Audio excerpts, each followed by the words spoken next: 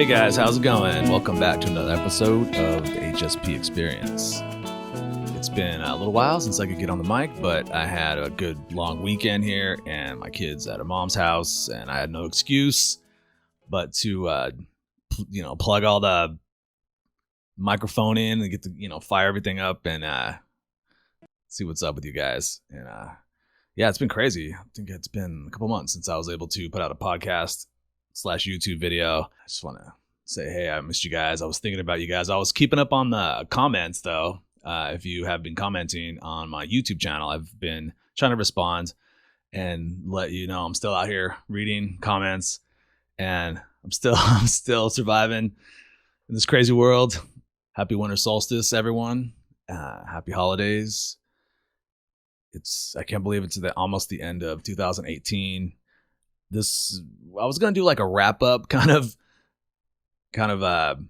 podcast, and there's not a whole lot of stuff to wrap up. I'm going to give you a few updates on what's happening with me, but I just didn't really put out a lot of content this year. And I'm not really sure why. I went to this time where I lacked inspiration and creativity. It wasn't so much depression, it was just flatlining when it comes to creativity. And I know a lot of people listening and watching are creative types, and I know you can relate when sometimes it's just not there. And there's that voice in the back of your head. It's like, you gotta, go practice that guitar, or go practice painting, or whatever it is that we're into. And eventually you kind of get back there. So it's interesting how creativity can wax and wane.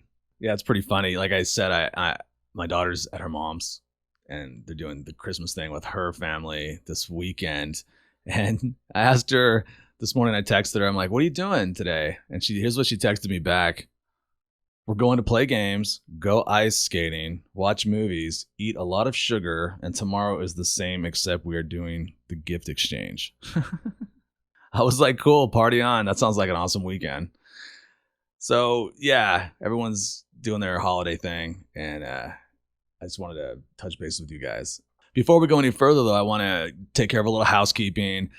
I don't know if anybody noticed, but the HSPexperience.com website is offline. I let it lapse. I was paying for a hosting service that I wasn't that happy with, so I just let it go. I'm like, just gonna put it up in the new year. I'm gonna actually relaunch that site with just a better format, better resources for HSPs, a contact sheet or contact form where people can contact me, ask me questions, that kind of thing. And right now, predominantly, I get contacted through YouTube and sometimes Twitter, but mostly YouTube. YouTube is definitely the most active community. But as a podcast, it's hard a lot of times for the listener to get a hold of me because I don't have a way for people to contact me all the time. So that's going to change in this coming year. So in the meantime, I wanted to go over some YouTube comments because I like what people write, and I think other listeners can relate to some of the things people write. So let's go over there now. I think, the highly sensitive male episode that I did still gets tons of views and listens. It's one of the most popular episodes. And I think because there's a lot of highly sensitive men out there that are just kind of, looking for answers, looking for other guys that can relate. It's hard to be a highly sensitive male in this world. It just is. It's getting better. I actually have another highly sensitive male video that I'm going to be doing soon, and it's going to cover some new content around that topic. So I look for that, guys. I think you'll be able to relate to a lot of it. One of the last comments was by Bob Tosa. He says a lot of this can also help females around the highly sensitive male, and that is true. That video has a lot of information about how highly sensitive guys kind of think. We're a little slower to indicate our attraction to you if you're a female sometimes, because there's this weird dynamic that happens as sensitive and empathic males. A lot of times women will complain to us about their like asshole boyfriend or bad boys and things like that. So we hear that and we think, well, she's clearly not happy with these type of guys, so I'm going to be like a nice guy, right? But what ends up happening is we're too nice, and she just thinks like, oh, this guy just thinks we're friends or wants to be friends, even though the guy might be secretly wanting to be in a relationship, but he doesn't want to come off as, the asshole douchebag. So he kind of gets in that weird zone where he just can't, it's the friend zone. It's just what happens. So what I try to tell highly sensitive guys is just try to be a little more assertive, but I also try to tell women, if you have a highly sensitive guy in your life, you might have to be a little more overt in in your indicators of interest towards him, because a lot of highly sensitive guys need a pretty clear sign to move forward, because they're just, a lot of them are gentlemen. They're just not trying to be pushy. But a lot of women are so used to dealing with the non-sensitive men. There's like 80% of the men are non-sensitive. A lot of them are super assertive, super aggressive and dominant and pushy.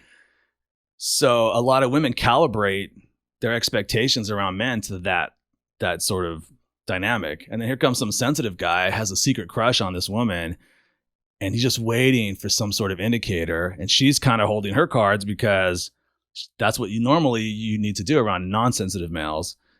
Just kind of keep that boundary up. And so you get this weird standoff where I can't tell you how many times I've met people that both had crushes on each other, but nobody wanted to tell the other person first.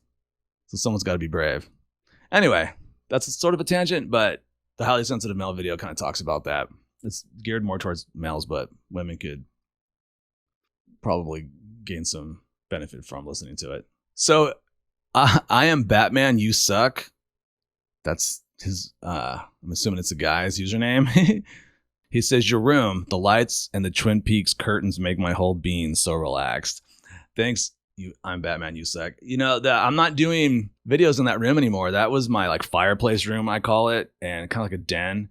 But it took so much work to set up all my gear in that room. I'm now doing videos. I'm doing the podcast, but recording it for YouTube in my office with a green screen.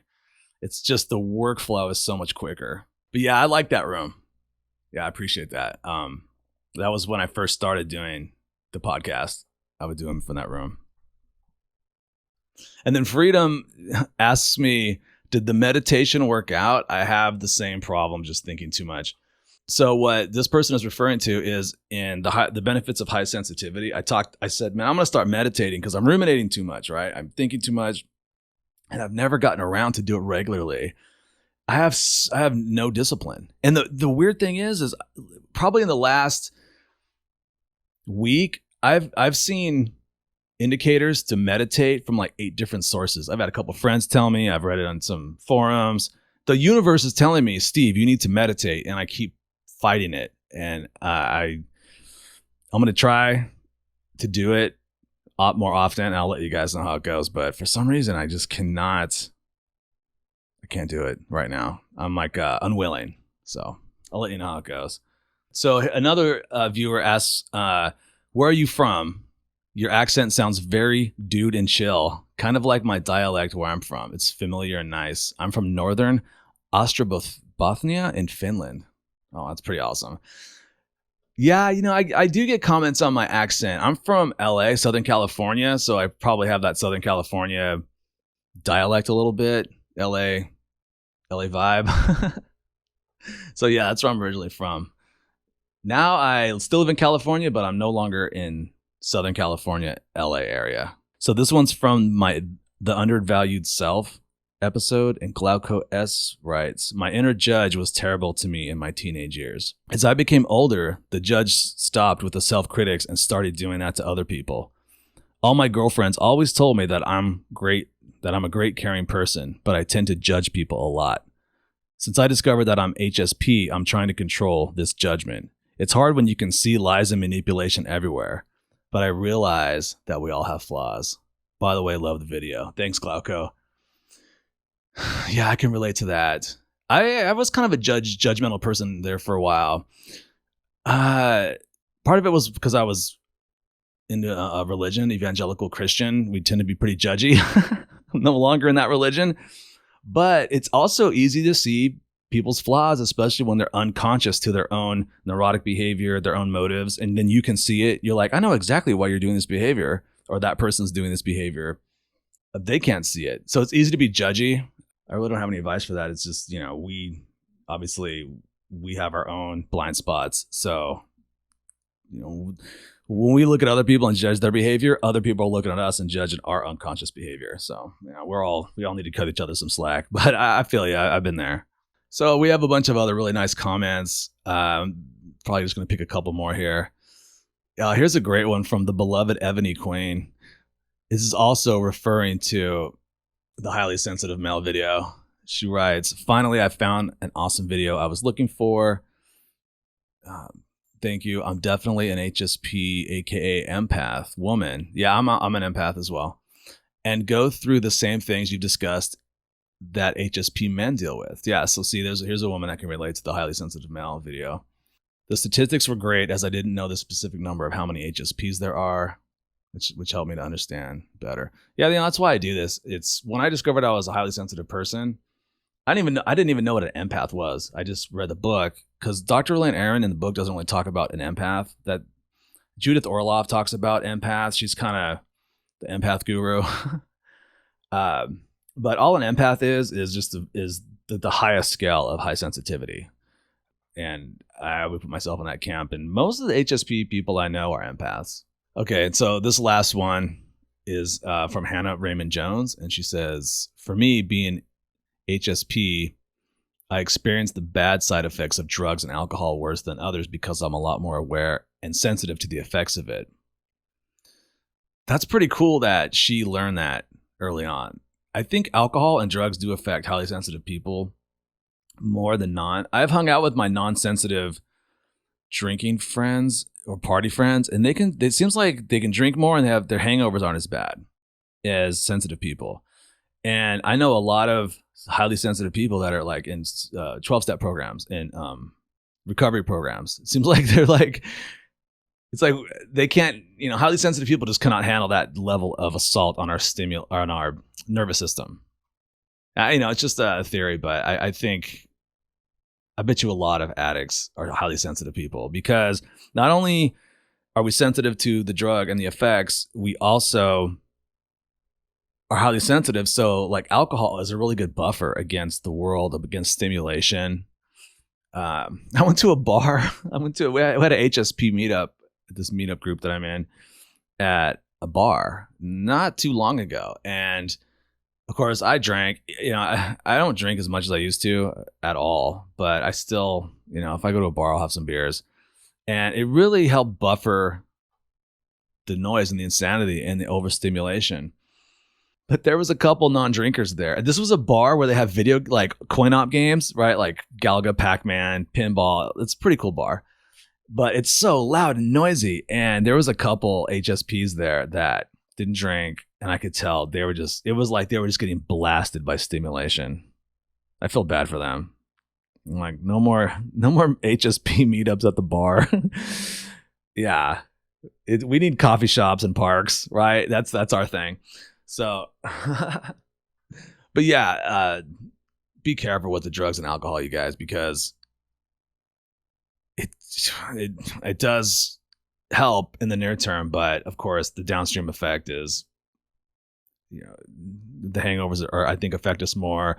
The loss of serotonin and dopamine lead to depression and anxiety, and yeah, I think HSP should probably find more productive ways to manage the anxiety, that kind of thing. What else does she say here? "Apart from wine and a sleeping tablet, I've never really felt chemical addiction to anything, and I find it really easy to quit if I notice I'm going down that path." That's awesome. So yeah, those are some comments. If you guys want to read more, just go to the YouTube channel and just read and comment. And it's a kind of a pretty active community. When I put content out there, kind of dips. It'll dip, and then I'll throw some content out, and then people come back and like, "Hey, what's up?" And then, that's how it goes. All right, so the topic I want to talk about today is how to deal with non-HSPs. Because I've been thinking about this for a while. I've been running into a lot of non-HSPs, and they're they're just different than us, right? We're 20% of the population. They're 80%. The way that they just go through the world is different than us. Like, think about it this way, right? Our nervous system is genetically different than 80% of the world. But your nervous system ties into your senses, and that's how you interface into the world, right? Your senses. There's this connection point between your emotions, your nervous system, and your senses. So that's why, like, if somebody, this makes perfect sense, because I don't know how many of you guys know this, but one trait of high sensitivity is a lot of us have a high startle reflex. So just a loud sound will make us jump way more than like a non HSP, because there was a stimulus which shot through our nervous system, which is highly sensitive. And so we had like a jolt of adrenaline, maybe cortisol, and so there's this fear response, this jump. So, and that can happen if someone yells at you and makes fun of you. And since we're so good at picking up on nuance with our intuition, we know when somebody is being sarcastic. They say, "Oh, I'm just being funny," but we know they're trying to drop a little sarcasm, a little truth. They're trying to dig at us because maybe they're jealous or whatever their motive is, but we know what they're doing. Where other non-sensitive people, they'll be like, "What are you talking about? Like, everything's cool." And we're like, "No, I know what that guy said. That was a dig, man. That guy was trying to disrespect me." And other people will be like, "I don't know what you're talking about." Usually I'm right in those kind of situations. Anyway, I have a list here that I just jotted down. Ways we can deal with non-sensitive people. These are like Steve's rules for dealing with non-HSPs. You could add to the list, but I have a feeling you'll be able to relate to a lot of these.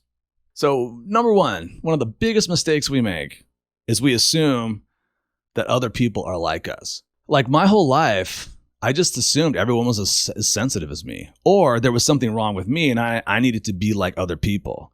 But I kind of thought there was like this one general template for humanity. And you either sort of had it together or you were just a neurotic mess. But there was not a genetic difference insofar as how our nervous systems were evolved and how we sensed and moved through the world. So just understand that 80% of the world is not like you.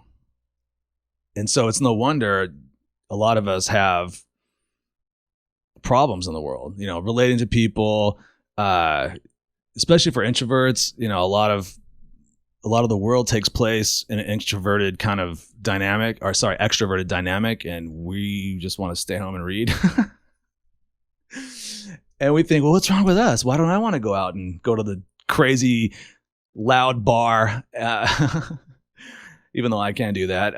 But I get it when people don't. It's very stimulating. I could, like this, I have 4 days off from work, and I'm probably not going to socialize a whole lot. And I'm cool with that. But other people might be like, "What are you doing, man? You going to do anything cool?" It's like, no, I'm going to stay home and chill, read, do my podcast, which nobody really knows I do in real life. You know what I'm saying?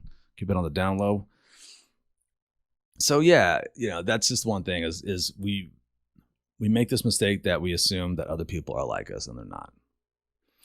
So number 2, non-sensitive people do not understand our traits, so don't expect them to. So that's sort of similar to the first one, but so what I'm trying to point out there is, try as they might, they cannot understand us because we are wired different. They might be able to imagine what it's like to be highly sensitive, but they don't really understand. They don't understand how that we can be so overstimulated that we have to go disappear for a couple days. You can, like I said, you can sort of imagine it, but they can't relate. And I've told people like, "Yeah, I'm a highly sensitive person," and usually non-HSPs will go like, "Oh, I'm sensitive too," and it's like, no, you have no idea. You have no idea. I have literally extra nerve endings or whatever. My nervous system is different than yours. Like, you have no idea. I can see colors brighter than you, deeper than you. I can detect patterns greater than you. I can detect more nuance. My intuition is more refined than yours. I can recognize asymmetry in anything faster than you can. Yeah, I mean, we're different. Embrace it. Okay, number 3, your partner is not going to just know when something's wrong. This one, put on there because I think if we're in a relationship, we can get in trouble with this one. Like, I know I've been in relationships before and something happens and I'm a little mad and I just hold it in. And I assume my partner, who's non-sensitive through my body language and just my vibe, she'll pick it up. And she's of course she's going to ask me like, well, what's the matter? Well, she never does. And now I get more mad because I'm like, she doesn't care. Obviously, I'm clearly upset and something's wrong, but she doesn't even care. Well, she is not as intuitive as me. A lot of times we have to tell our non-sensitive partner, like, what you just said bothered me. They're not going to pick it up. They just don't.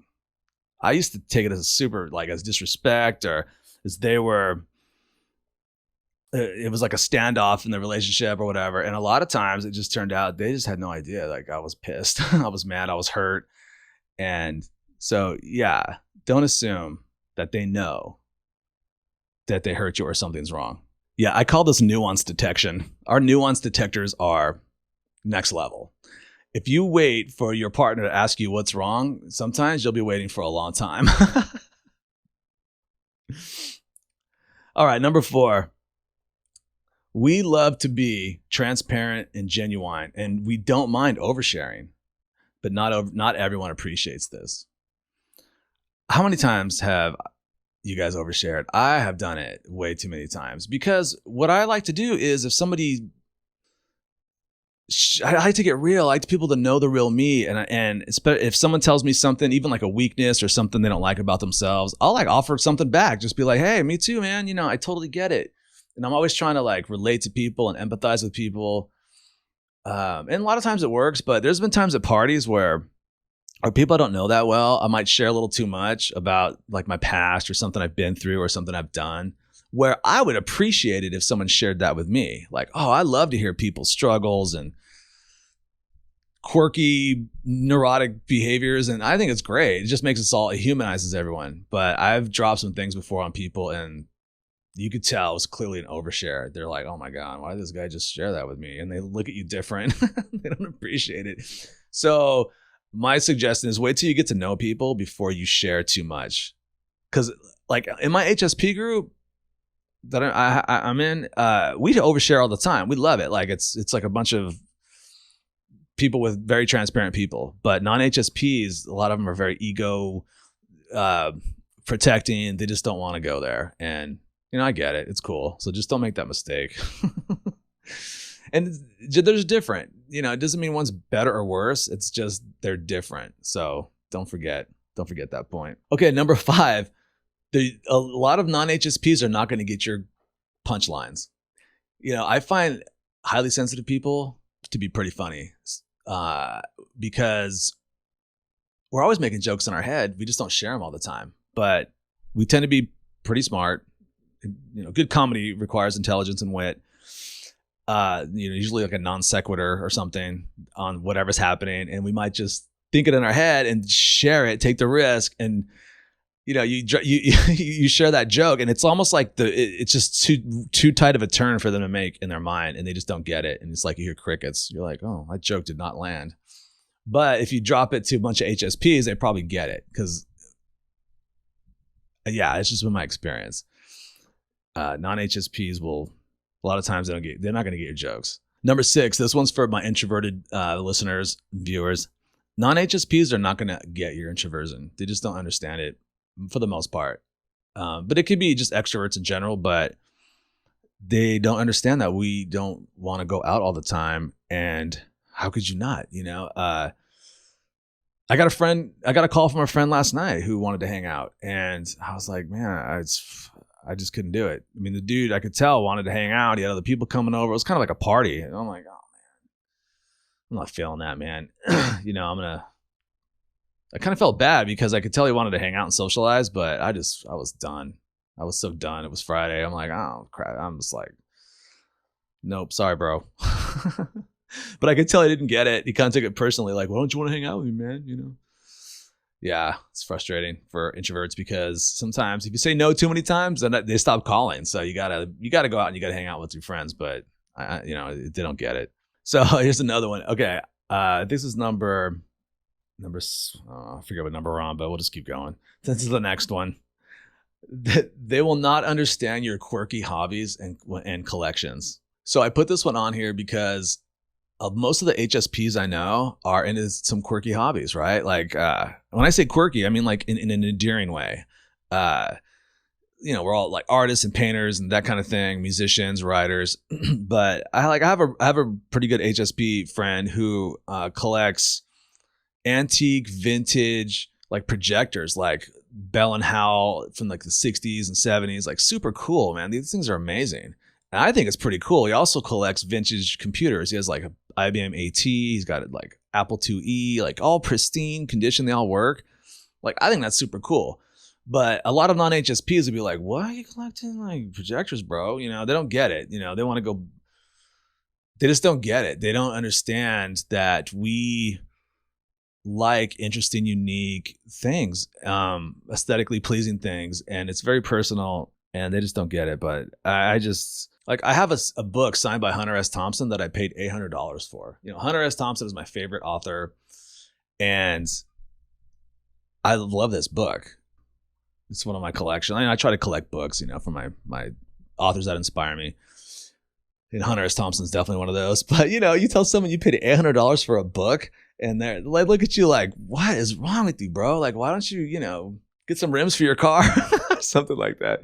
So anyway, yeah, don't expect them to get your hobbies in your collections. You do you collect your stuff. I love you guys that collect like wacky, just super cool stuff. Man, never stop. All right, here's another one I put. They don't understand why you don't care about sports or have a favorite sports team. As a highly sensitive male, this one's got me before because I could give a shit about sports. I mean, I'm not against it. I just have no interest in it. To sit and watch a random game. I mean, I'll watch the Super Bowl, but just to watch some random game through the midseason, I could think of a million things I'd rather do. It's just, and so many highly sensitive guys I know are not into sports. And enough to know, I know a lot of you guys are going to relate to this. And, when I was younger, it was funny because my brother's into sports. He's non-HSP. He's a super cool guy, but, he's your typical sports bro, right? And he would always give me his sports baseball caps and he was done with them. He'd be like, here you go, little bro, here's my Dallas Cowboy hat or Angels hat or whatever. And I'd wear them. I didn't know. And man, people used to always ask me about the sports team. They'd be like, oh man, did you hear about the guy that got traded on the Angels to the whatever? And did you hear about what happened with the Cowboys? And I'm like, no, I had to stop wearing sports hats because I never knew anything.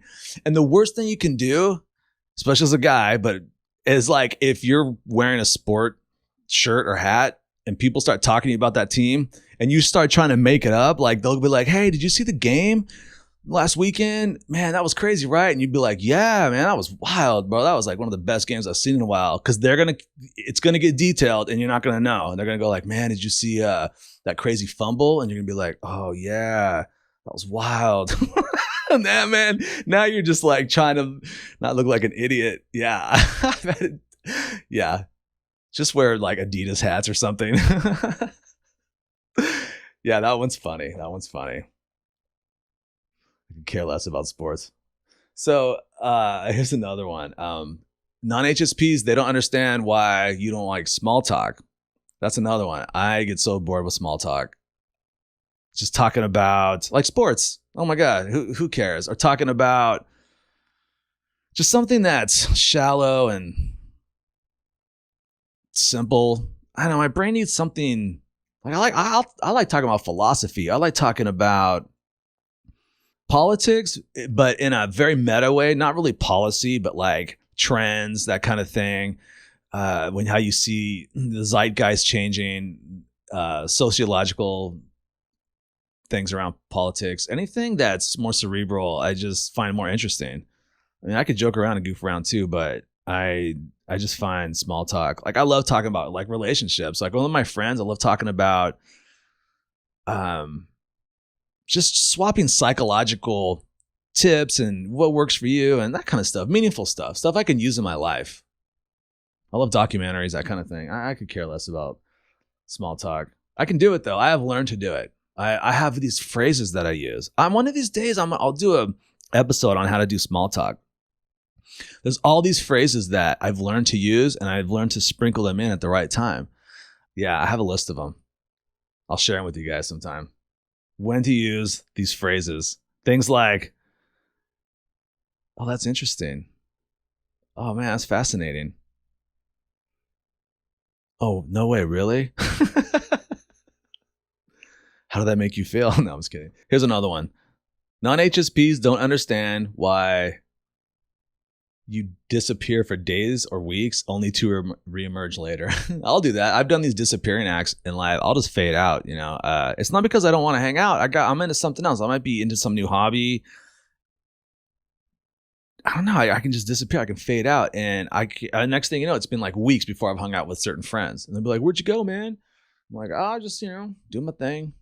And they just, I call it monk mode, but maybe I'm just trying to go to bed early and eat healthy and go to the gym and not trying to stay out late. And, a few weeks of that, you're MIA. People start to wonder like, dude, where'd you go?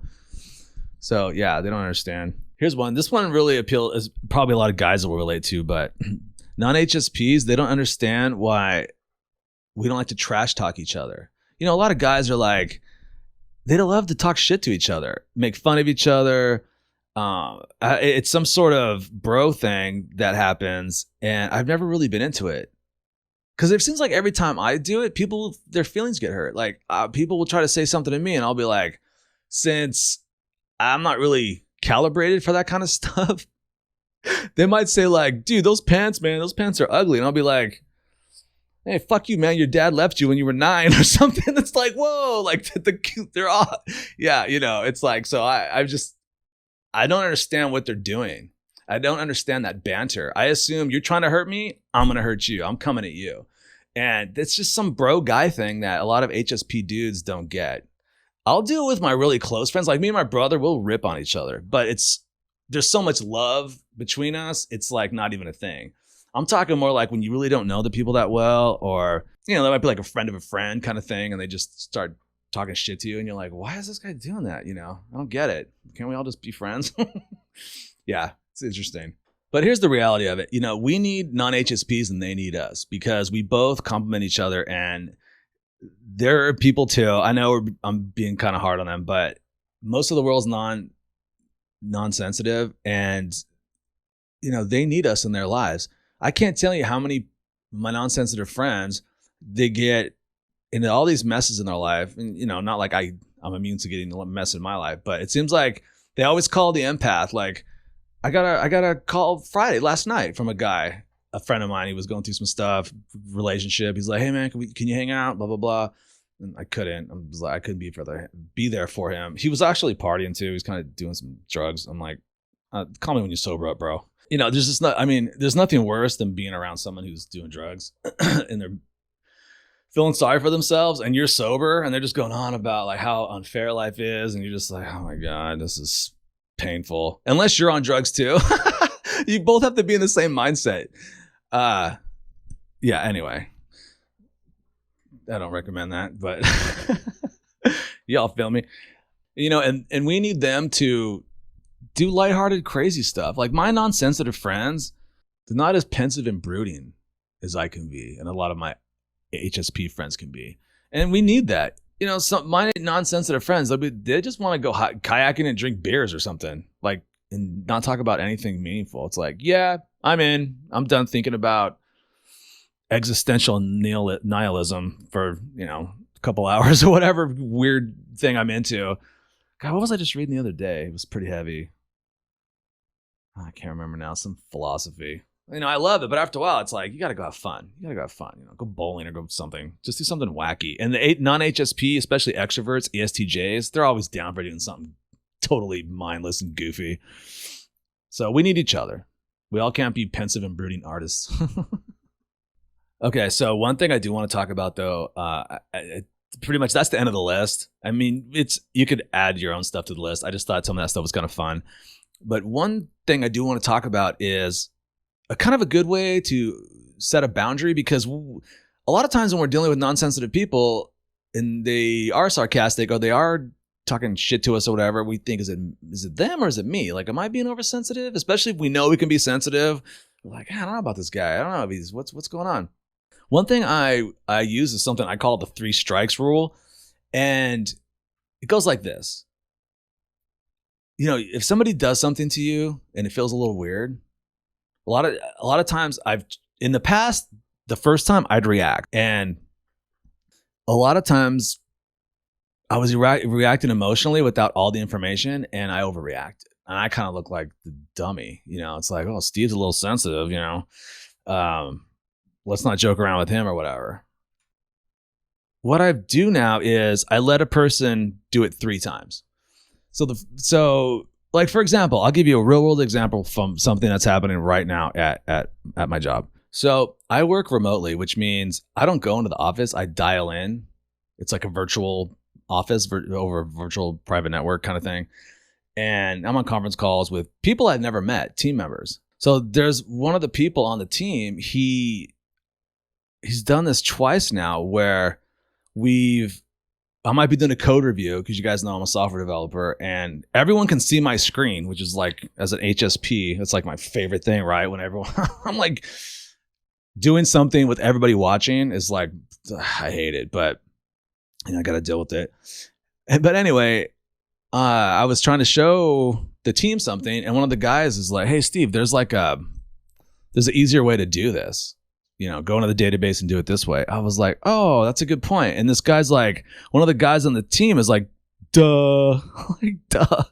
I was like, what the fuck did he just say? Did he say duh? Are we in 6th grade? Like, oh my God. And I immediately wanted to react. And I was like, no, don't do it, man. Don't do it, because you're at work, and that's funny to some people. Like, he might have an endearing love towards me, and that's just how he thinks I'm one of the bros. You know, he might have been like one of those I know he's been in the military. He's kind of an alpha type, and I think that's how he talks to his friends. Like, duh, you know, whatever, man. So I just didn't react. I went fucking Zen mode and just let it pass. And then it happened again, like a week later. We were in a meeting and something happened. He was like, duh. It was like, duh, Steve, or something. And I was like, oh man, he did it again. This guy. Okay. So that's 2 times. Didn't react. But if it happens again, I'm going to bring it up to him and probably the manager or the lead, because, or maybe not, I don't know. But my point is, if somebody does something 3 times, here's the benefit of that. First of all, you've established a pattern. If they've done it only once, they can deny it. And because sometimes if you confront people too early on their behavior, they'll be like, I never said that. But if they've done it 3 times, it's really hard to deny it. You can be like, yeah, you did it 3 times now, bro. You know, like, this is, you know, it's making me feel this way or whatever. Or if you choose not to say anything or do anything, you can put your shields up and have your boundary and be like, okay, this guy, I'm putting him outside the inner circle or whatever. You know what I mean? You can choose to react. So that's my 3 strikes rule. So never react on the first one. And you can apply this to family, friends. Because we do need that delay time, because we can be oversensitive and react, especially when we sense someone's trying to put us down to raise themselves up. They're trying to, you know, do that pecking order hierarchy bullshit that we hate. And so yeah, just that helps. And that's one tip I use to deal with highly sensitive people. 3 strikes rule. All right, you guys, I'm going to wrap this up with a story of something that happened to me today.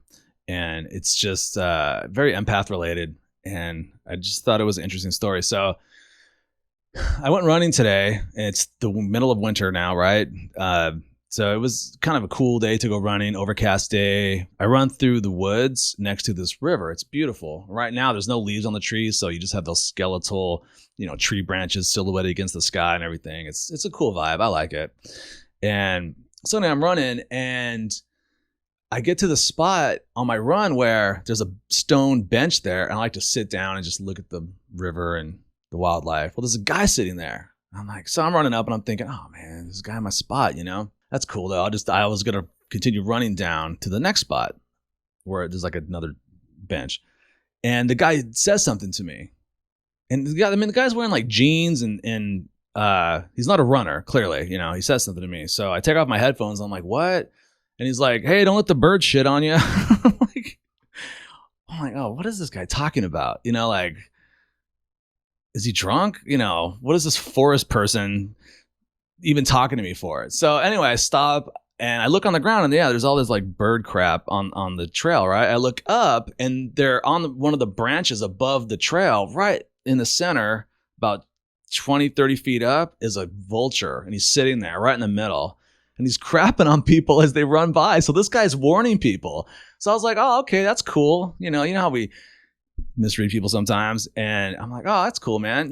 Thanks, bro. And I try to do a little joke. I'm like, maybe I should run with a sombrero on. Ha ha ha.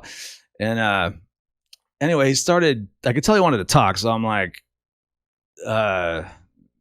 casually start a conversation with him. And come to find out, he goes there all the time. So I walk up to him, and he's kind of slurring his words, and the way he was dressed, a little shabby. I'm like, what is this guy? Is he just like a homeless dude? Like, what's his deal out here? The way he was sitting, kind of like pigeon-toed a little bit, and he had like a Cheeto bag, like a kid's bag of Cheetos from like one of those snack packs. I'm like, what is this guy's deal? Like, what is he? And he's trying to talk, and he's slurring, and I'm like, kind of getting this vibe, and we're talking, and come to find out, the dude has Parkinson's disease. He has Parkinson's, right? And he's actually dying. And he comes to this place to sit, and that's why he's slurring his speech, and he's sitting the way he is, and he comes out in the way, he kind of looks the way he looks. And it was just so interesting. My shields went down immediately, and I went into like full empath mode. I was like, oh shit, dude. Like, in my mind, I'm thinking, bro, you like legitimately have Parkinson's. Like, you're just out here warning people of the bird crap and watching the world go by. Started talking to him, and he was interesting. We talked about all this stuff, politics. I could tell he just wanted to talk, and we talked for like an hour. He was in the military in the 80s. So we were talking about the Cold War, and I was joking with him. I'm like, man, I miss the Cold War. It was so simple back then. It was just two superpowers, at a standoff. Now it's like insane, He was laughing about it. He's like, yeah, man, and then it got real heavy. He was showing me his hands. He's like, he showed me where he cut himself. He tried to kill himself, right? Because of this Parkinson's. It's going to kill him. And he knows he's only got a certain amount of time. And he was even telling me, he's like, we were talking about the next election. He's like, yeah, I probably won't even be here for that, and I know this is kind of dark, but I have a point I'm getting to, so just bear with me. And so we're talking, and I was able to sneak in some jokes, and we laughed, and it was interesting. It was like, just this guy was really cool. So my first impression was completely I guess it was wrong. Yeah, I had no idea of this, who was sitting there at the time when he was saying something to me as I was running by. But I ended up leaving. We parted ways. I shook his hand, but I could tell I made his day, because somebody stopped and talked to him and made him laugh. And I can't share everything we talked about, but it got pretty. I shared some personal stuff from my past, and it helped him relate, because we're empaths, man. We're like, oh my God, dude, this guy needs help. Like, fucking shields down. Let's go, man. Whatever, I was able to really help brighten his day a little bit. And it got me thinking, and it helped me too. Helped me get out of myself. It helped me to really appreciate and be grateful for my life right now, because I could be him in 20 years talking to some runner as I have Parkinson's or have ALS or some terminal disease. It could happen to any of us. And I had no problem doing it. And that's when empaths are at our best, is when people need us the most. And it just got me thinking as we go into the new year. And I know a lot of people that subscribe to me and listen, they're depressed. A lot of them are suicidal. We sometimes we have trouble adjusting to this world, but I just want to urge you and urge myself to try to look for those moments to be altruistic and empathic, to exercise that gift. Like, there's people that need our help. We have a gift that people need. Like, literally, I saw, like, when I left him, he was in a good mood, and I was in a good mood too. It was cool, man. And a lot of empaths are just angels in disguise. We are the ones that help people psychologically. We're the ones that aren't afraid to talk about cancer. We're not afraid to sit with a dying person. Fuck yeah, man, I'm there. Dude, if someone is suffering, bro, let me talk to them. You know what I mean? Get out of here. You know, a lot of people don't care, but we do, and we're good at it. And we just connect with people. We have endless empathy. I have buckets of it. It's like, okay, well, if you need some legitimate help, I'm there. And I know a lot of you guys are too. We're the ones that rescue the puppies and stuff. Anyway, that was kind of a long way around, but just try to remember you have a gift and use it. Even if you might work in a toll booth or work at Burger King or whatever. I don't know. If it's something, your vocation is not what you like, there's still plenty of places to use this gift, and it will make you happy anytime there's something that happens psychologically and even chemically when we are. I know you guys have been there where you're talking to somebody, you're encouraging them, and you can see their spirits lift, and it makes you feel better. And it's like, oh my God, we all just won. We all just won right now. So we got to be more selfless and altruistic. I think that is part of the antidepressant mix that we all should be doing, but especially empaths and HSPs. Yeah. Okay. Yeah. So anyway, hopefully I see that guy again. He told me he's down at that bench every day. So I'll run down there in a couple of days, see if he's there. But, it was cool. It was cool. People were running by and like probably looking at us like, who are these two guys talking under the tree? Okay, you guys. So that's it for me. I will try to get another episode out. This one's super long, but if you're like me, you listen to podcasts in your car while you're doing laundry. I listen to them over days sometimes. You just pause it, continue the next day. So I don't really feel too bad about making them long. So I think, the moral of that last story, though, is we have an abundance of empathy, and we're most happy when we give it away to someone who truly needs it. Not the narcissistic assholes that milk us of our empathy and our compassion for their own selfish end, but people that are truly suffering. I really think that's why nature evolved this trait in us, because we have a role in the tribe. This is what we're good at. So go forth, be good at it. It's natural to us. It's not even a thing. But remember, we have to be altruistic about this. We do not give with the expectation of reciprocation. Our reward is the grateful look in the eyes of the other person and their voice when we can tell that they appreciated the time we spent with them and how we talked to them, and that someone gave a shit.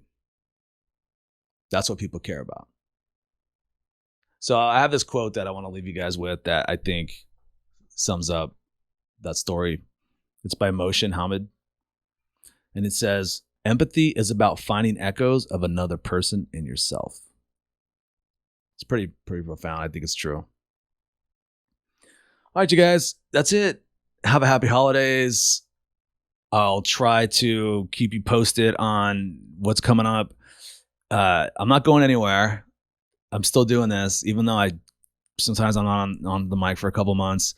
I'm going to relaunch the website. We're still doing a live feed soon. I want to do an online support group Q&A thing where we stream it. People submit questions. We all help each other out. It's going to be fun. It's going to be cool. So look for that in the future. Yeah. And so I hope everyone had a great 2018. Mine was pretty good. It was really good. I'm not going to complain. It was good. I have no complaints. Here's to 2019 and striving to be the best version of ourselves. And remember, you're not alone. There's other HSPs out there. Look for them. All right, you guys. Peace.